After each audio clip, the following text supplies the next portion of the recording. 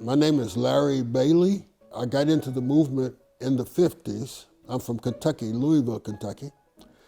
And I did it almost because my friends were going downtown Louisville to open up some of the restaurants down there. And Lyman Johnson was probably my favorite teacher. He taught political science, and he taught us to stand up, really, and if we believe something, to do it. I lived in at that time, they told me now it was unusual, an integrated community. One of my best friends was Bobby, white guy. But he turned out to be more militant than I was because we were going places and he didn't understand why we couldn't go in certain places together. I didn't either. And I began, as a teenager, to become a student of it. We had black schools and white schools. This was really before integration. So during Central High School, I ended up going to jail and I ended up marching several times. Didn't go to jail every time I marched. And I came down here and my mom, she personally asked me not to get in any trouble down here.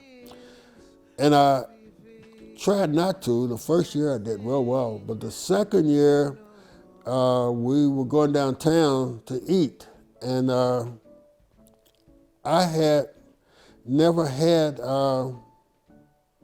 oysters or some of the seafood that was at this place. And we went in, they wouldn't feed us.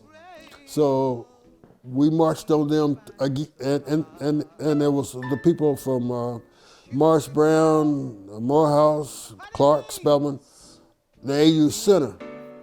So we went there, got locked up again, and I was in Birmingham when Dr. King got out of jail.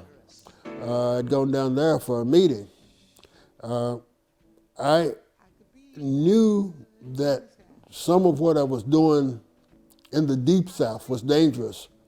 We always considered going below Kentucky to be going into the Deep South. And I went in, and we did get some of these places to start serving us, but it took years to do so. I hear people saying that nothing has changed. Everything has changed, and a whole lot hasn't. But they have no idea of what it would be to drive 500 miles and not be able to stay at hotels, or not to go places to eat. And they have no idea that some of the jobs that they have now were not open to them then. It's always been interesting to me because I had a friend that finished University of Georgia, and during that time, in the early 60s, Georgia would not take us. And there were colleges like that all over the country. So when people say, well, why are you putting a percentage on it? It used to be 100% that you weren't able to go there. That has changed. The country has changed.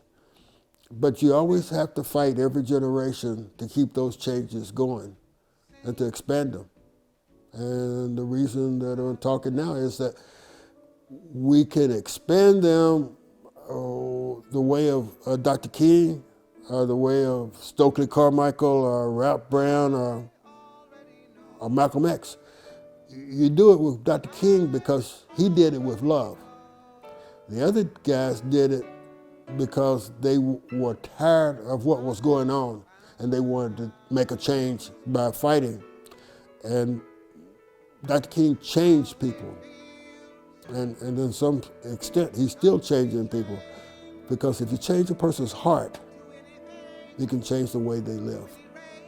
And that's pretty much what I've learned over these years, that it is love that actually beats out hate. And hate does not beat hate. Never will and never can.